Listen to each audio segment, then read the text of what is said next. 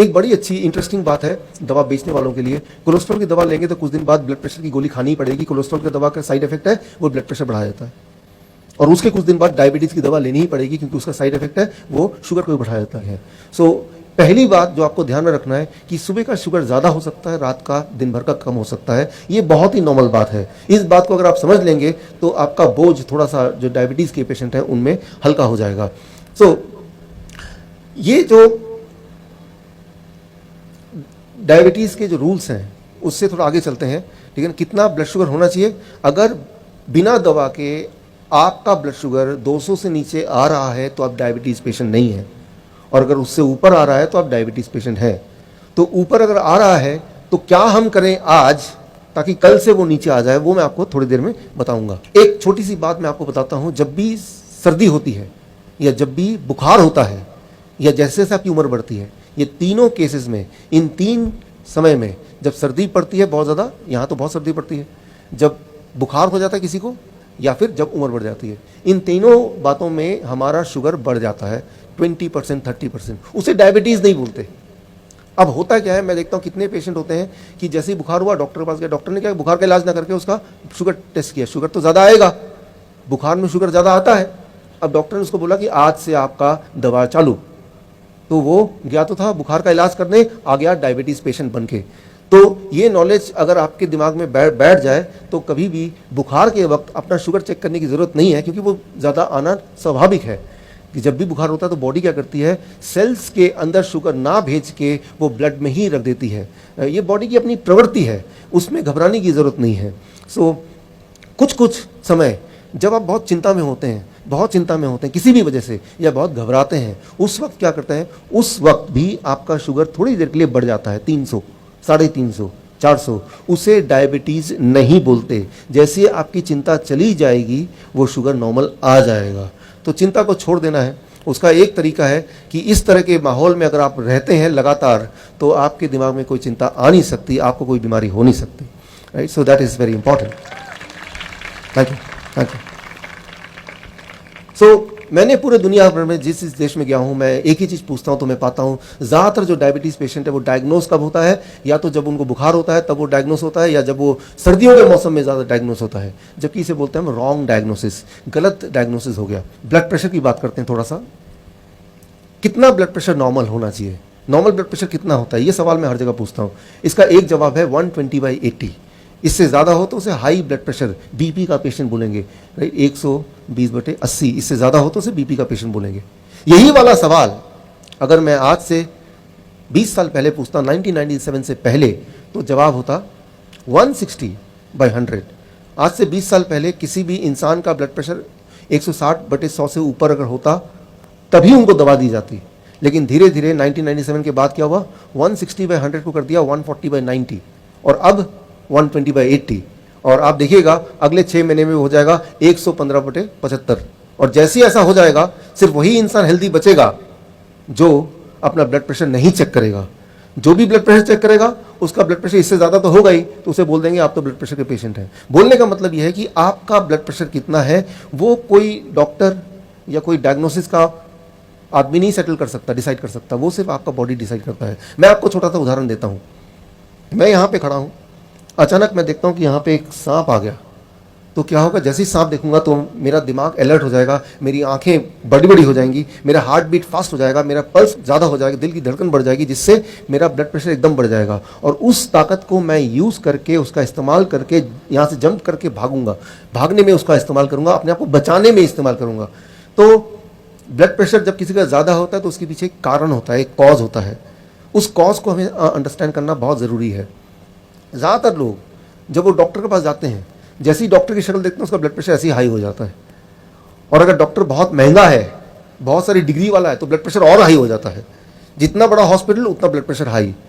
Doctor बोलता है देखो आपको तो ब्लड प्रेशर है, और जैसे ही वो हॉस्पिटल से बाहर निकलता है ब्लड प्रेशर नॉर्मल हो जाता है। इसे कहते हैं व्हाइट कोट सिंड्रोम। तो वो उस ब्लड प्रेशर के लिए, थैंक यू,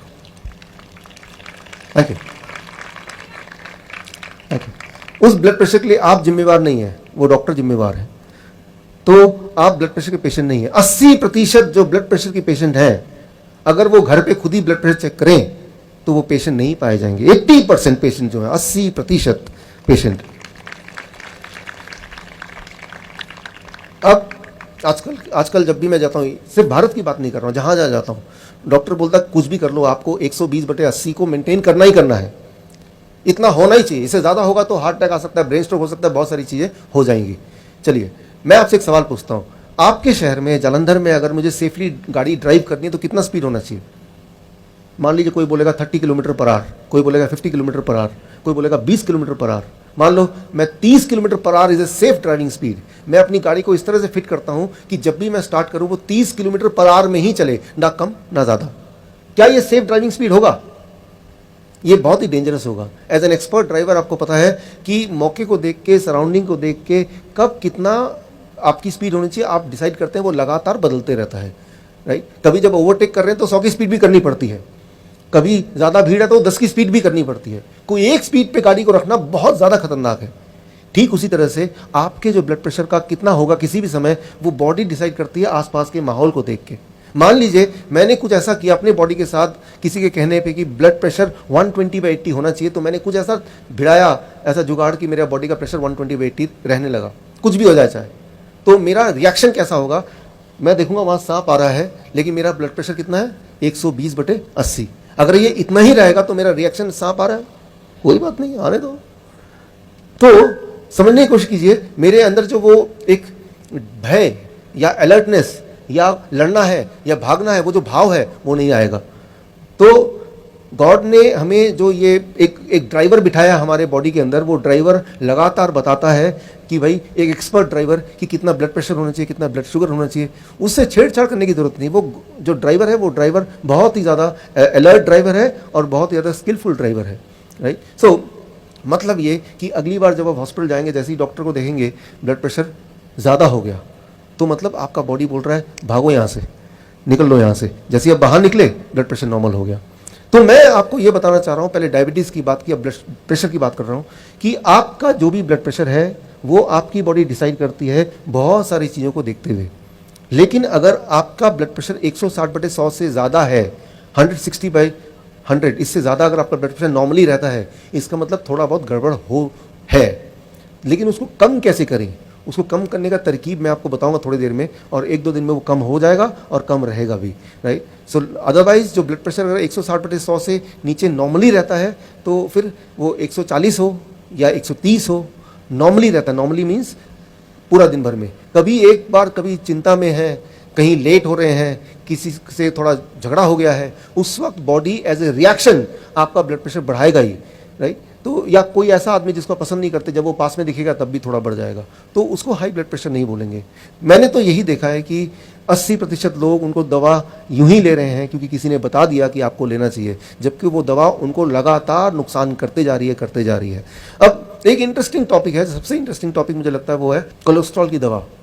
1978 की बात करें, 1978 का मेडिकल बुक आप उठाएं, हैरिसन प्रिंसिपल ऑफ मेडिसिन, 1978 में जब पढ़ाई की जाती थी तब बोलते थे कोलेस्ट्रॉल अगर 300 से ज़्यादा है तो उसे हाई कोलेस्ट्रॉल बोलेंगे। उसके बाद 300 को कर दिया 240 कुछ साल पहले तक, और आज है 200 से ज़्यादा है तो भी, राइट। और आज का जो आंकड़ा है वो 200 भी नहीं, या तो 200 से ज़्यादा है, या किसी की उम्र अगर 40 साल से ज़्यादा है तो उसका कोलेस्ट्रॉल कुछ भी क्यों ना हो, उसे फिर भी कोलेस्ट्रॉल की मेडिसिन लेनी ही चाहिए। सो इसका मतलब है कि आज से अभी का जो माहौल है कि कोई भी इंसान जिसकी उम्र 40 साल से ज़्यादा है तो वो बीमार मान लिया गया है, कि मतलब वो हेल्दी हो ही नहीं सकता, उसको कोलेस्ट्रॉल की दवा देनी ही चाहिए। यहाँ मैं एक बहुत इंपॉर्टेंट बात बताना चाहता हूँ आपको, इसको समझने के लिए जस्ट एक एग्जाम्पल दे रहा हूँ आपको। अंडा एक माहौल में रहता है, एक टेम्परेचर में रहता है, कुछ समय बाद उसके अंदर से एक चिड़िया निकल जाती है। उसके अंदर ऐसा क्या है कि अंडे में से एक चिड़िया निकल जाती है? कभी सोचा आपने? आप एक काम कीजिए, उस अंडे को आप लैब में दीजिए, लैब में लेके बोलिए भाई ये अंडे के ऐसा क्या निकल जाता है कि चिड़िया बन जाती है। अगर उसका माहौल दें, टेम्परेचर दें, उसको घुमाया जाए, एक कंडीशन में रखें तो उसके अंदर से एक चिड़िया निकलती है। लेकिन ऐसा क्या है उसके अंदर? सबसे ज़्यादा क्या है, आपको हैरानी होगी, 68% जो उसके अंदर है एनर्जी, जिसकी वजह से वो ज़िंदगी बनती है, वो है कोलेस्ट्रॉल। कोलेस्ट्रॉल ना हो तो ज़िंदगी ना हो, राइट। सो कोलेस्ट्रॉल कोई ख़राब चीज़ नहीं है। आपके बॉडी में बाल लंबे होते हैं, स्किन बदलती है, नाखून बदलते हैं, खून भी हर 3-3 महीने बाद, 4-4 महीने बाद बदल जाता है। राइट, केमिकल रिएक्शन होते हैं। ऐसा कोई केमिकल रिएक्शन नहीं है, ऐसा कोई बॉडी का पार्ट नहीं है जिसके बनते वक्त कोलेस्ट्रॉल की ज़रूरत ना हो। ऐसा कोई अंग है ही नहीं, ऐसा कोई केमिकल रिएक्शन है ही नहीं। कोलेस्ट्रॉल नहीं तो जीवन नहीं, राइट। तो लेकिन हम क्या कर रहे हैं कि कोलेस्ट्रॉल की गोली खा के ज़बरदस्ती कोलेस्ट्रॉल को कम करने की कोशिश कर रहे हैं। आप गौर करेंगे, जो लोग आप में से कोलेस्ट्रॉल की दवा लेते हैं, दवा लेने के बाद क्या होता है, दवा लेने के बाद दवा लेने का सिलसिला शुरू हो जाता है। एक बड़ी अच्छी इंटरेस्टिंग बात है दवा बेचने वालों के लिए, कोलेस्ट्रॉल की दवा लेंगे तो कुछ दिन बाद ब्लड प्रेशर की गोली खानी ही पड़ेगी। कोलेस्ट्रॉल की दवा का साइड इफेक्ट है वो ब्लड प्रेशर बढ़ा देता है, और उसके कुछ दिन बाद डायबिटीज़ की दवा लेनी ही पड़ेगी क्योंकि उसका साइड इफेक्ट है वो शुगर को भी बढ़ा देता है। यानी कि आप एक दवा शुरू करते हैं, फिर 2, फिर 3, और ये तो नॉर्मल बात है हर एक के लिए। कोई भी इंसान आप में से ऐसा नहीं होगा जो सिर्फ एक दवा लेता हो।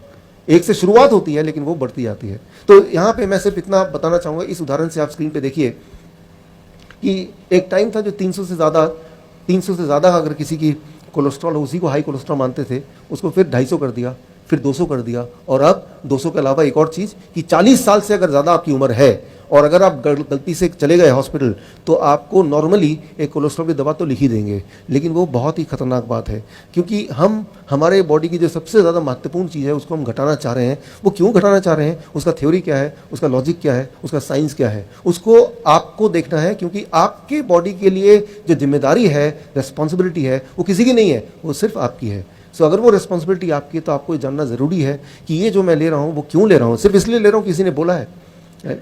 सो अगर ऐसा है तो उसको बदलना ज़रूरी है, because that is your life. So आप मैं तो एक उदाहरण देता हूँ, सोचता हूँ मैं कि स्कूल में पासिंग परसेंटेज कितना है। मान लो एक बच्चा 35% से ऊपर ना मार्क्स आते हैं तो उसे बोलते हैं कि आप पास हो गए। एक दिन प्रिंसिपल को सपना आया, उसने बोला आज से जो 80% से ज़्यादा मार्क्स आएगा उसी को हम पास बोलेंगे। तो क्या होगा, पूरे स्कूल में ज़्यादा ज़्यादा बच्चे फेल होने लगेंगे।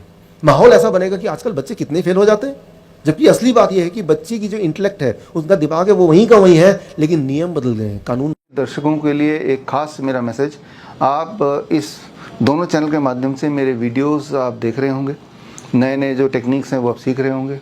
एक चीज़ करना भूल जाते होंगे कि वो ये है सब्सक्राइब करना। सब्सक्राइब कीजिए ताकि जो मेरे नए टेक्निक्स हैं, नए वीडियोज़ हैं, वो राइट टाइम पे आप तक पहुँचे, सबसे पहले पहुँचे।